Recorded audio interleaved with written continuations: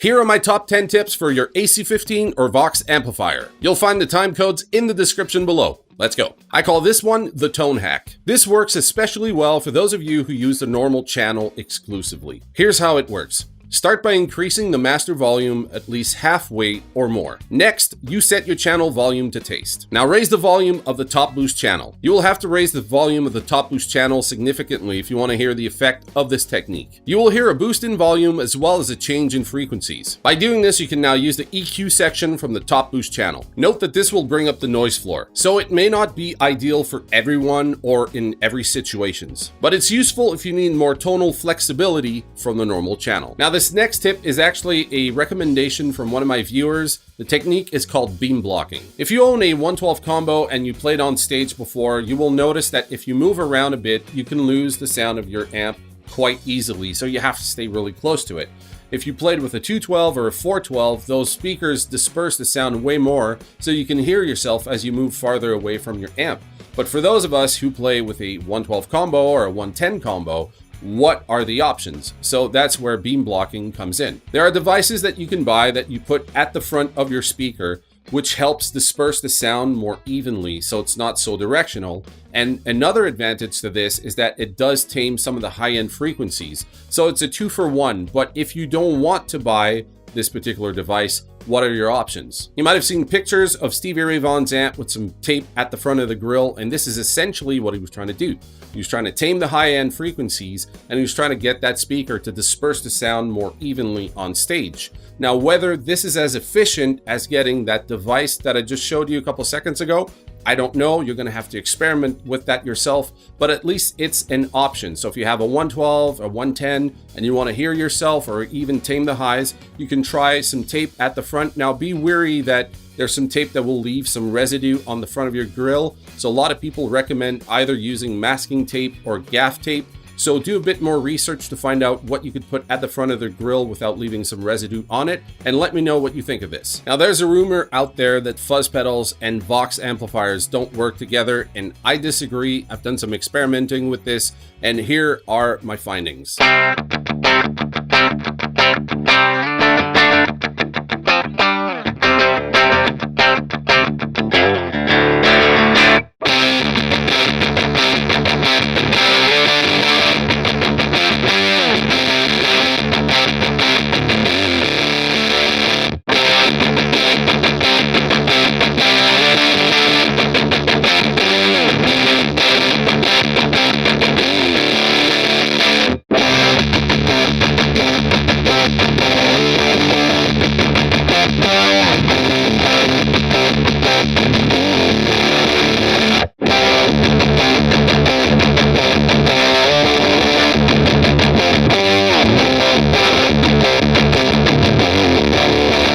For this technique, you're going to need an ABY pedal, which is going to let you choose either the top boost channel or the normal channel, or both of them simultaneously. We're essentially doing the same thing you've seen on Marshalls that have 4 input, where someone uses a short cable to plug one input to the other. It's essentially that we're doing here. For this example, I'm going to be using a TC Electronic G system. It has 2 outputs, so basically it's more of an AB pedal. So I'm going to be sending both signals to the top boost and the normal channel.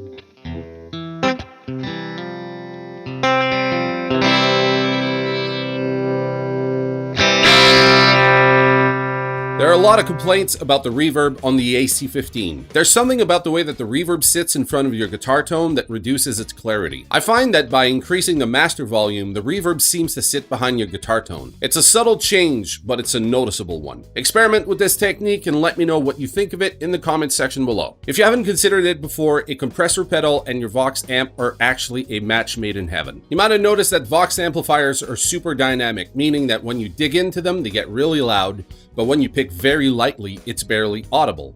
So that means there's a wide range of dynamic there in volume. So if you're playing live and you don't have a consistent picking hand, or if you're not using distortion, you might have to consider using a compressor pedal.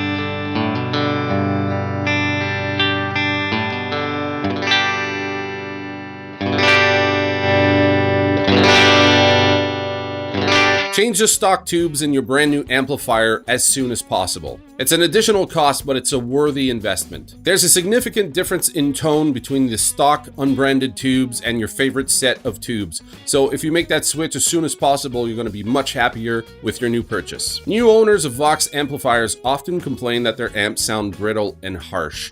And one of the reasons for that is that the speaker is brand new, it's very rigid, and when they're new, they kind of sound much harsher in the high end than a well-broken-in speaker. So logic dictates that if you want a well-broken-in speaker, you should play your amp at gig-worthy volumes. Next time you go to rehearsal, bring your brand new amp and play with the band. Try to get that speaker to move some air a bit, and you should be getting rid of that stiffness in the speaker and should be getting a more pleasing high end out of your brand new amp. If you play mostly clean and use your amp as a pedal platform, then consider cranking the master volume. For one, you're getting more headroom, which sounds better with pedals, and it sounds cleaner at higher volumes before hitting distortion. Now here's a tip for those of you who do home recording. I've been using a Shure SM57 for years, and I've experimented with other mics, but lately, for the past 6 months, I've been using an Aston Origin. I find that the Origin sounds much better than the SM57. It sits really well in a mix. The high end is much more pleasing than the SM57, and I get way more low end out of the microphone by putting it up close to the grill. So let's have a listen between both microphones.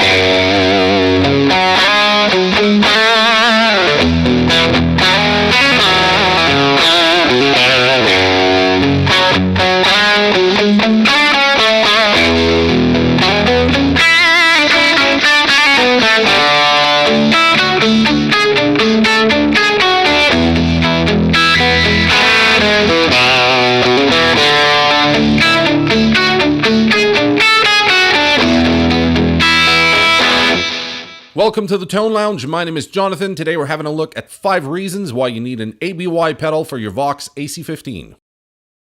I just want to quickly address what an ABY pedal is for those of you that are not familiar.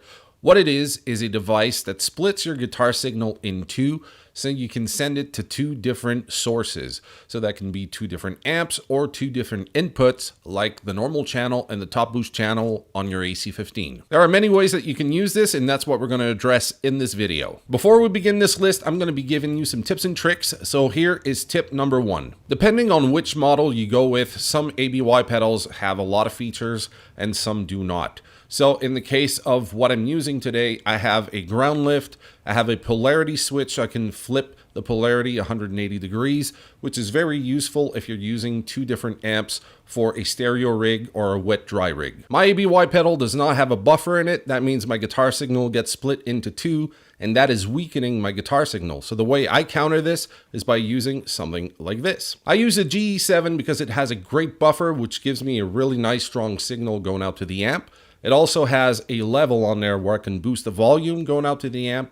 And there is a great EQ that I can use with the normal channel, which makes it a win-win for the GE7. Reason number 1, if you've always wanted your AC15 to be a channel switching amp, you can do that with the ABY pedal. It's going to permit you to switch between both the normal channel and the top boost channel without having to plug and unplug from the amp itself. Number 2 is to use the top boost and the normal channel at the same time to achieve some new and unique tones. If you're anything like me, there's probably some of your pedals that you prefer through the top boost and others that you prefer through the normal channel. So for example, I prefer the OCD through the normal channel, but I prefer the Green Rhino through the top boost channel. So with the ABY pedal, you can mix and match the pedals with whatever input you want on your AC15. If you have different guitars with different outputs and you prefer certain guitars through the normal channel and others through the top boost, instead of always running back to the amp to switch from there, you can do it with the ABY pedal right at your feet. So a stereo setup would look like this. You have 2 amplifiers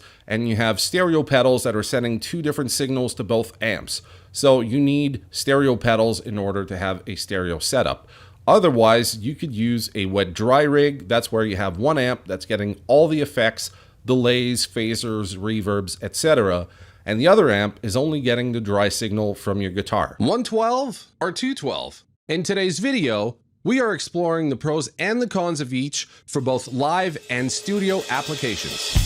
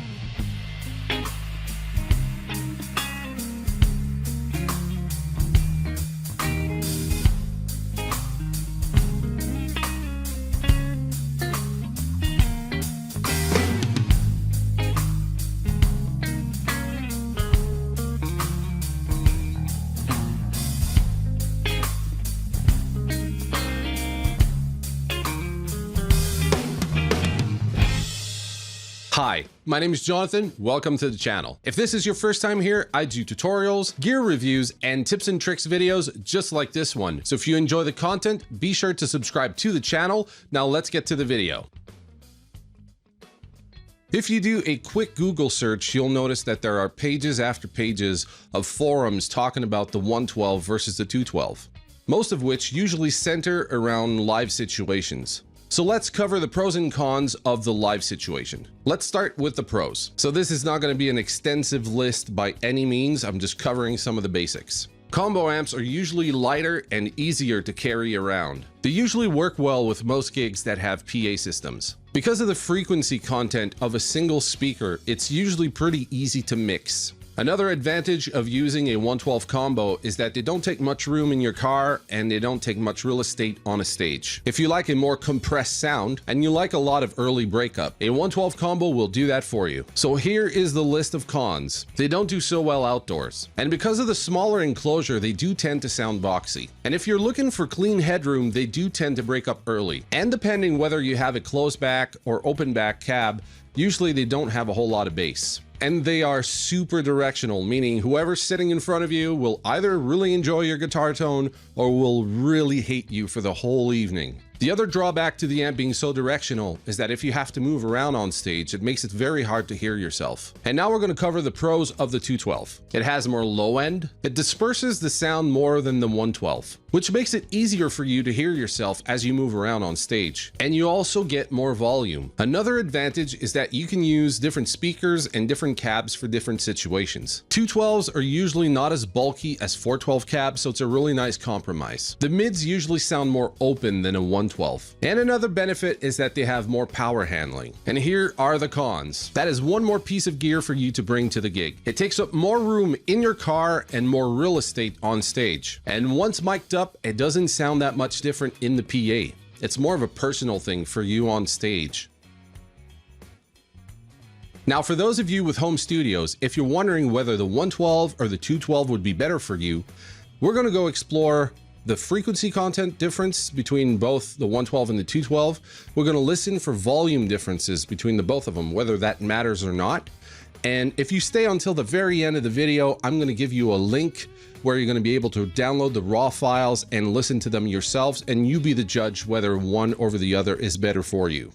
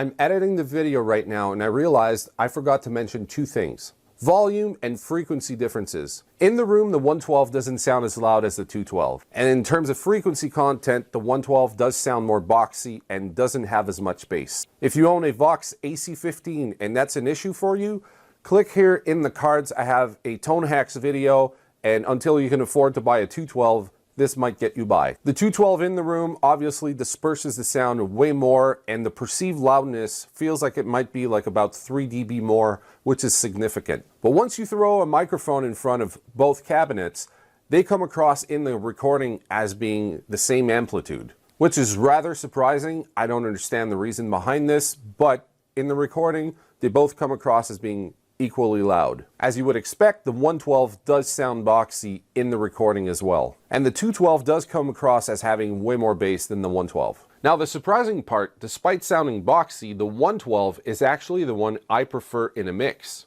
I don't have to cut any low end, and in terms of frequency content, it fits right where it's supposed to. In solo, I feel like the 212 sounds better, it sounds fuller, but in the mix, I feel like I would have to EQ a lot of frequencies out to make it fit in the mix. Now, you might point out that this is not an apples to apples comparison. Both these speakers are voiced differently. So at some point in the future, I'm going to do the exact same comparison with the same speakers. So maybe it's going to be a Greenback in the 112 and the Greenback in the 212. But at some point, I'm going to be making a revision on this video. However, there are some things you can test even though they're not the same speakers. You can test for low-end frequency difference, and you can test for the boxiness of the 112. That will not change even if you have the same speaker in both cabinets. And the perceived loudness difference in the room will remain about the same. In today's video, we are answering one of the most frequently asked questions by new Vox owners. Should I change my speaker to something different? And oftentimes when that question is asked, someone will say, if you take out the AlNiCo Blue or the Greenback and put something different in there, it's not going to sound like a Vox anymore. So we're putting that to the test by using 8 different combinations of speakers today. There's going to be the AlNiCo Blue with the closed and open cabinet. There's going to be the Greenback with open and closed cabinet. We're going to be using a Sir Bella that has a V-type from Celestion in there, and also a Mesa Boogie 112 cabinet. And we're going to be using the exact same performance for every single one of the audio examples, and we're going to see if it makes a huge difference what speaker you put in your Vox AC15. Naturally, with all the different comparisons I'm going to have in this video, it's going to be pretty lengthy. So if you want to hop around to the different sections of this video, I'm going to be including some time codes in the description and in the comment section as well. And just so you know, I don't have the physical speakers here, so I'm going to be using impulse responses from Celestion and from 2Notes. I have a 2-note captor, so that means my Vox AC15 is going to the 2Notes. That's going to my audio interface, and in my recording software, I'm going to be using Wall of Sound. The mic placement is exactly the same for every single example. It's going to be one performance for each of the speakers, so that way it's really an apples to apples comparison. So without further ado, let's get to the audio example.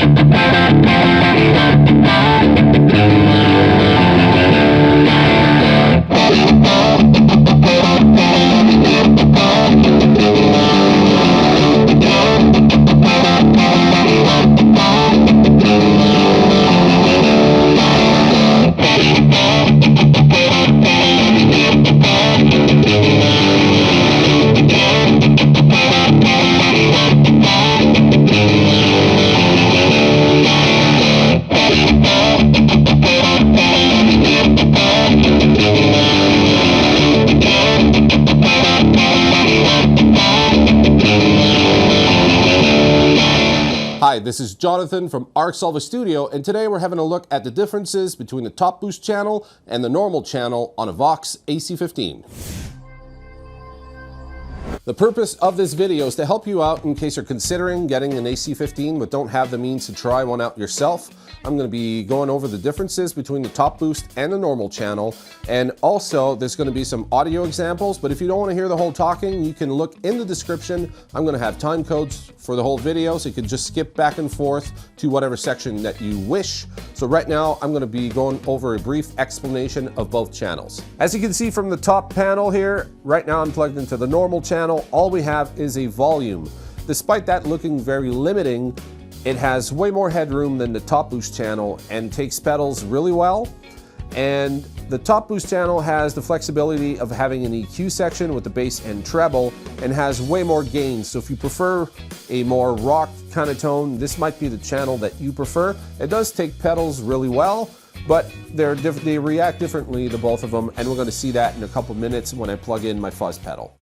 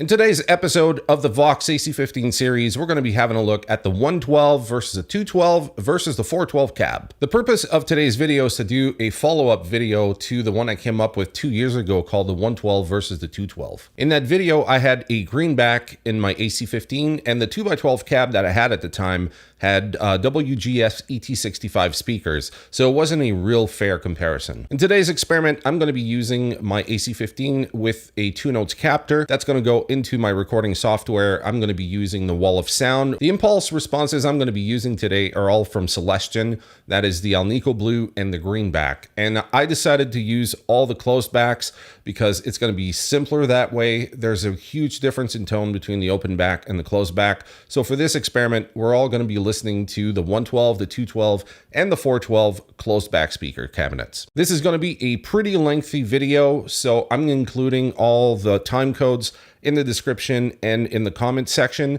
I'm going to be using the normal, the top boost channel, the clean tones from the amp, the dirty tones from the amp, and I'm going to be using some pedals as well. So if you just want to hop around to the different section and don't want to listen to the whole video, please, by any means, use those time codes and hop around, and you can always come back later to listen to the other sections. So without further ado, let's get to the demonstration.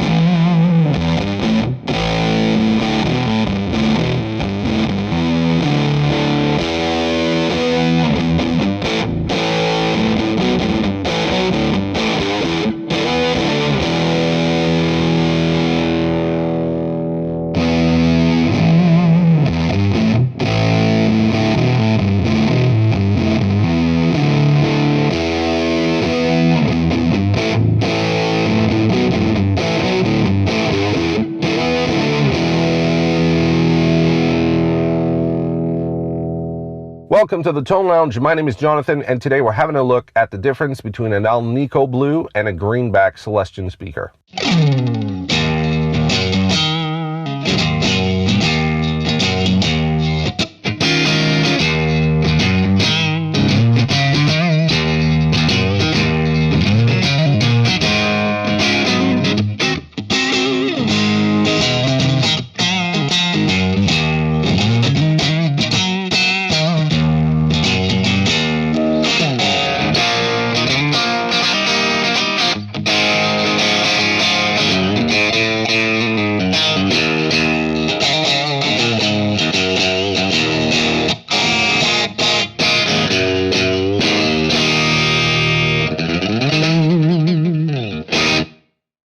If you own an AC15 or an AC30, you probably heard that the AlNiCo Blue is a much better speaker or that the Greenback is a much better speaker. If you've been on forums or Facebook groups, there's a lot of debate as to which one is better, and it's really hard to make up your mind from other people's opinions and even from a video, to be honest. And there's some videos out there where there's comparisons between both, and although they are very good, sometimes they're not as accurate because you have two different guitar players with two different amps, and there's so many variables there that make it almost impossible to make up your mind. So what I'm trying to do today is negate all those variables by using one amplifier, one player, one guitar with the same performance. So that way we're comparing apples to apples. So I'm going to be using a 2-notes captor, the wall of sound, and I bought some IR packs from Celestion. I have the AlNiCo Blue and the Greenback. Since these IR packs are made by Celestion, I know I'm getting a more accurate representation of what these speakers sound like. And because of wall of sound, I have the choice of using the same microphones for both of them with the exact same mic placement in front of the cabs. We're going to be listening to some clean tones, some dirty tones. So enough of me blabbing, let's get to the audio examples.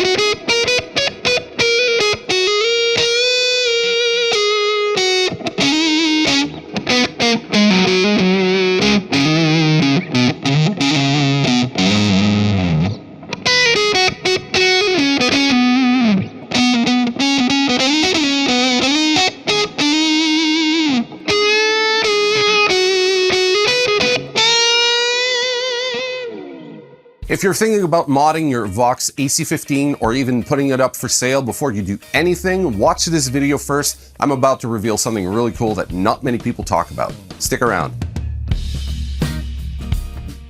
Hi, my name is Jonathan. Welcome to the channel. If this is your first time here, I do tutorials, gear reviews, and tips and tricks videos just like this one. So if you enjoy the content, be sure to subscribe to my channel. Now let's get to the video. At the front of the amplifier, I have a single SM57 pointed slightly off axis, going straight into the Audient ID14. The gear I am using today is a 2001 Fender Telecaster loaded with the Tone Wizard pickups, as well as this 2015 Gibson Les Paul Jr. The amp I'm using for today is a Vox AC15 from 2017. It still has all the original components. It's loaded with a Celestion Greenback and still has the stock tubes. No modification has been done to the amp. When I got my amplifier a year ago, this is the way I used to dial it in. I would put up the master volume this way, and then I would crank the channel volume, and this is the tone I would get.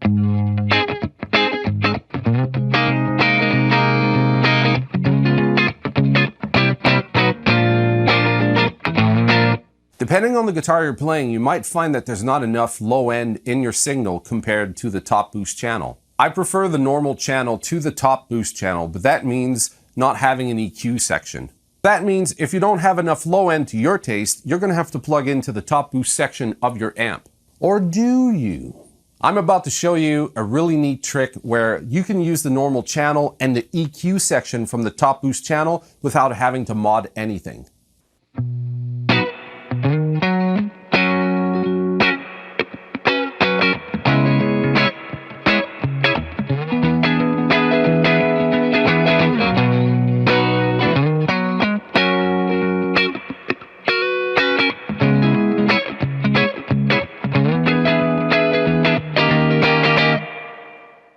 So here's the technique. We're going to raise the master volume quite high. If you want to get a really great tone out of it, you got to get the master section working. And then on the normal channel, you're going to set it to a reasonable volume. And this is the tone I'm getting on the neck pickup. I'm going to decrease the reverb so you can just hear the tone.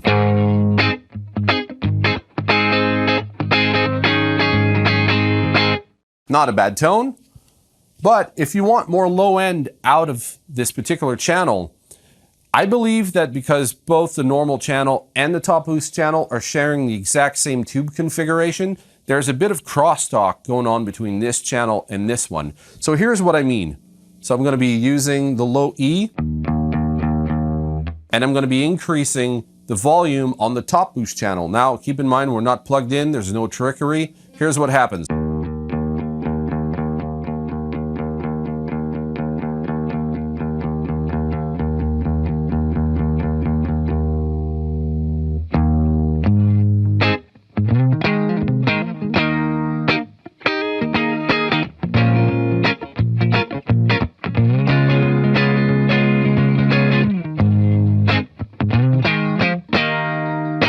We are getting more bass, but can we control the bass on the normal channel using the EQ section from the top boost channel? Let's check it out.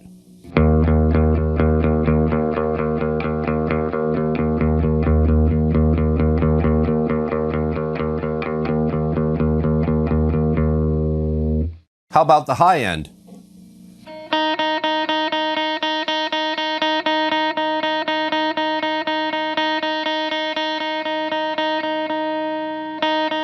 So the high end seems to be working as well, but not as much as the low end.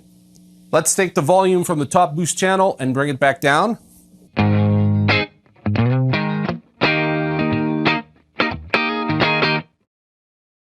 Crank it all the way.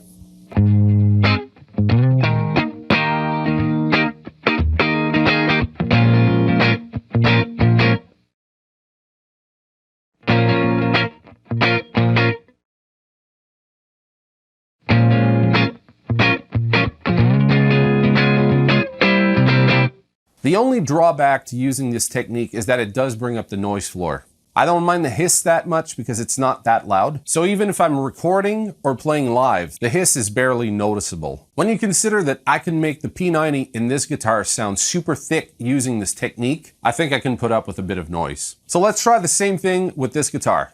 These are the same settings as with my Telecaster. Let's have a listen.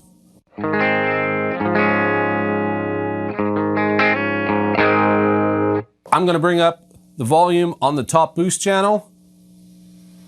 Now you can hear that noise creeping through, but let's have a listen to the tone.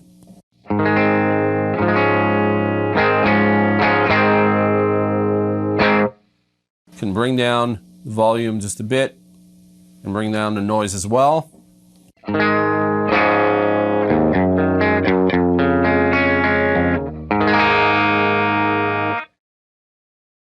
Crank it up again.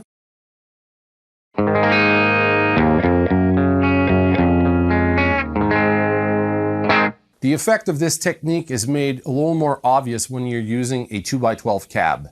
If you want to hear me do the same thing with a 2x12 cab, click here in the cards where I demo the Vox AC15 with a 2x12 loaded with WGS ET65. Final tip. In my opinion, I find that if you crank the master volume and keep the channel volume down, if you're going to be using the reverb seems to sit behind your guitar signal instead of dominating it. Let's do a side-by-side comparison.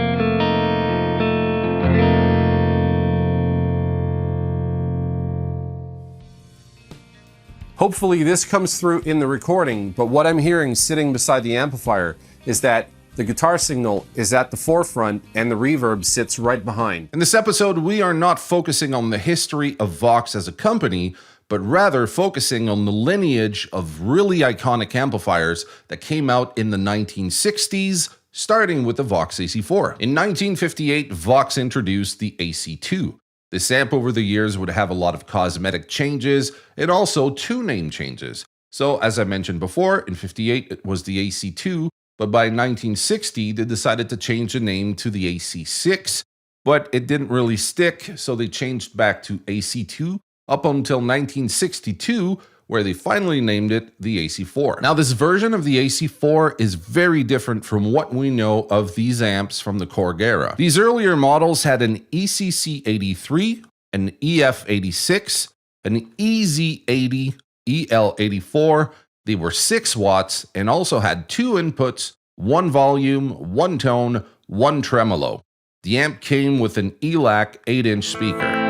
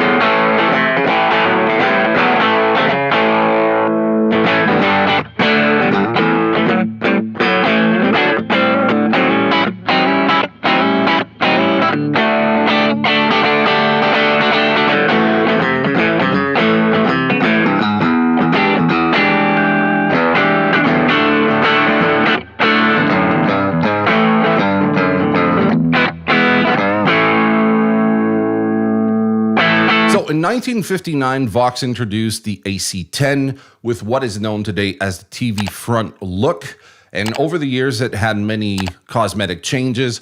up until 1964, where it was given the iconic look that we know today. The AC10 had a 110-inch speaker, it was rated at 12 watts, it had an ECC83, an EF86, ECF82, EZ81, and 2 EL84s in the power section.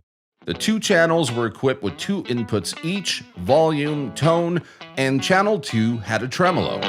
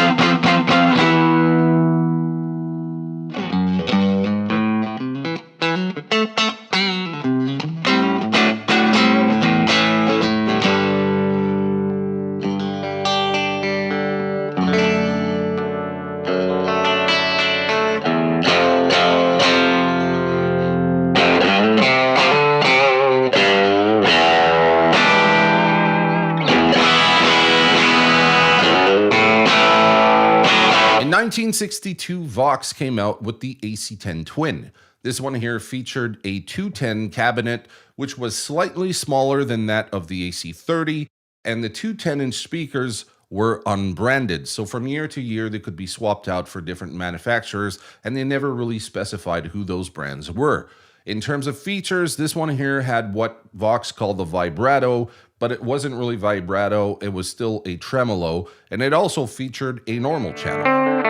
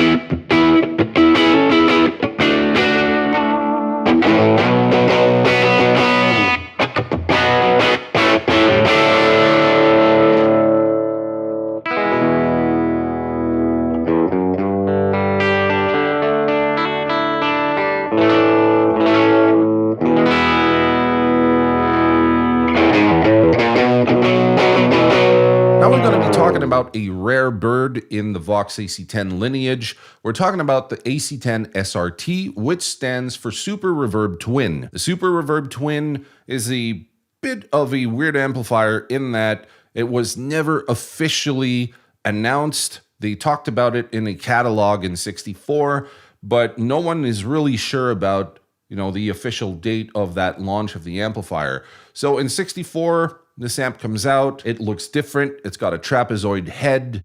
It's got a separate cab with two 10-inch speakers. The design of this amplifier makes it sound like a mix between a Marshall and a Vox, so it's a little more aggressive.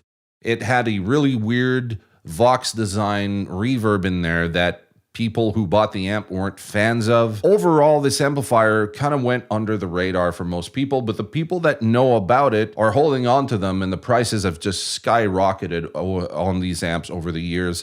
And it is personally one of my dream amps. I would love to own one, but sadly, I can't afford to buy one, and I can't even find one when I decide to just look them up. So they are that rare, and they are very expensive. Fortunately for us, I got my hands on the Kemper Pack from the Doug and Pat show. I don't have any clean examples of the amplifiers because they profiled them with what Doug usually plays with, which is a more overdriven tone. So let's go listen to that.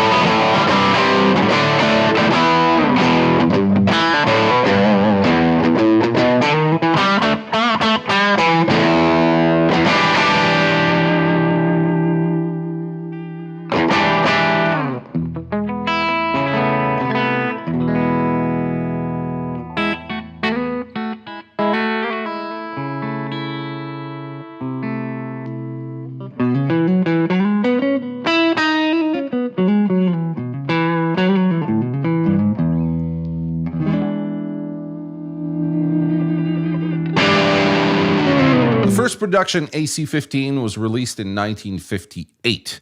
Now, before it was actually released, the company had named it the AC1, but by the time it was out in production and being sold, it was called the AC15. The first one had what we know now as the TV front look, like most amps from this period. It went through a few cosmetic changes. It had the two-tone look, it had the fawn look, it also had the vinyl look, but by 1963, the AC15 had the iconic look that we know today.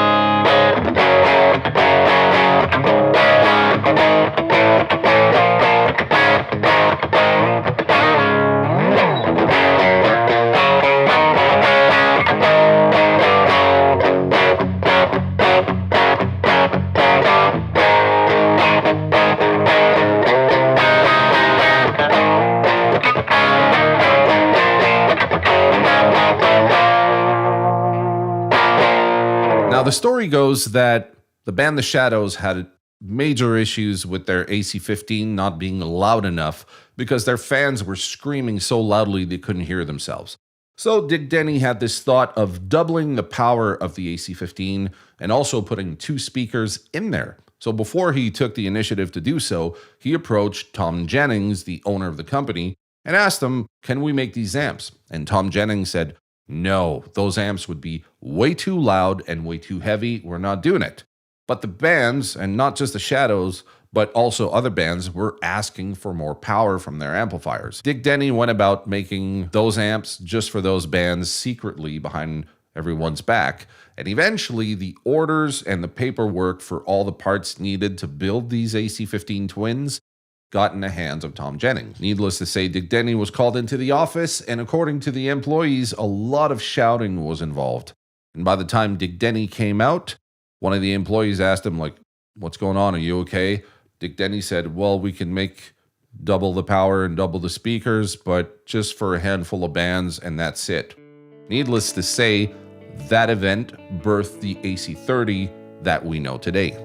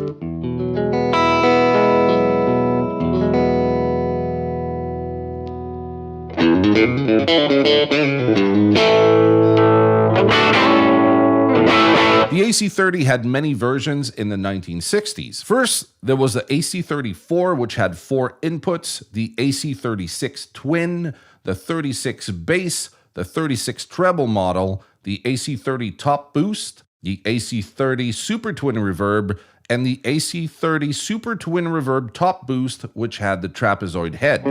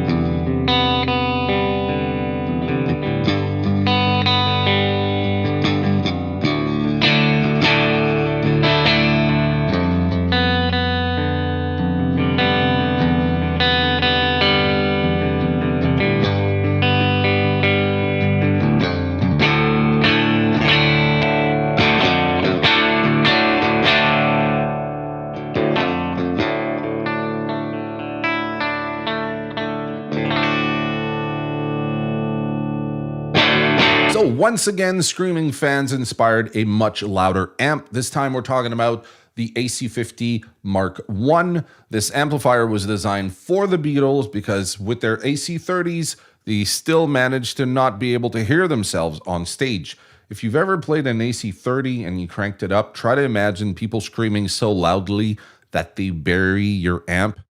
It's kind of hard to imagine, but did anyone about creating the AC50. This one here had no bells and whistles. It was a one-channel amp with volume, bass, and treble, and that's it. Now, the general consensus was that the AC50s were good amps, but they lacked the top end and chime of the AC30, so Vox went about putting two AlNiCo Blues in the cabinet, as well as a Goodman's mid-axe horn. In 1964, the Beatles went to America and played the Ed Sullivan Show. Now, you probably heard about this particular performance because everyone brings it back up. It was a turning point for the Beatles. They were playing the AC50 behind the scenes, so that's what you're hearing, although you can't see them on stage. And then they went to Washington, D.C. on February 11th, and they played a live show there that was recorded, and they were using those amps on stage. And the people there who saw it and saw the performance later started to nickname the AC50 Mark I the Washington, D.C. amp head.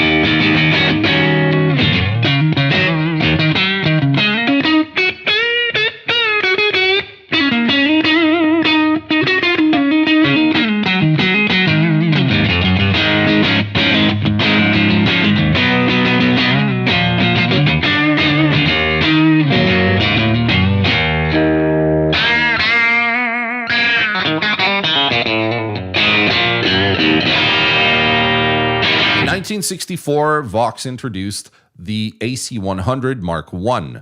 Now, this one is also known as the 8100, and it had some design flaws that some of the bands were complaining about. So by 1965, they introduced the AC100 II, which stayed in production from 65 up until 1967.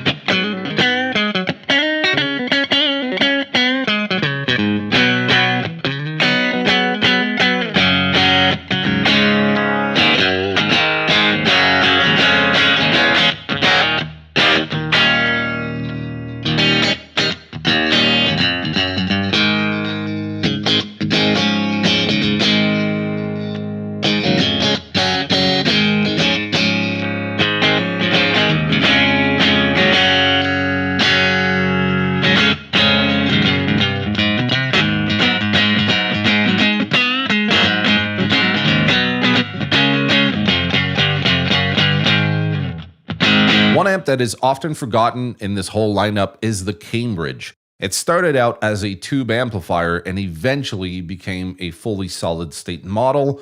Fortunately for us, I managed to score a very good profile of the 1965 tube version of the Cambridge.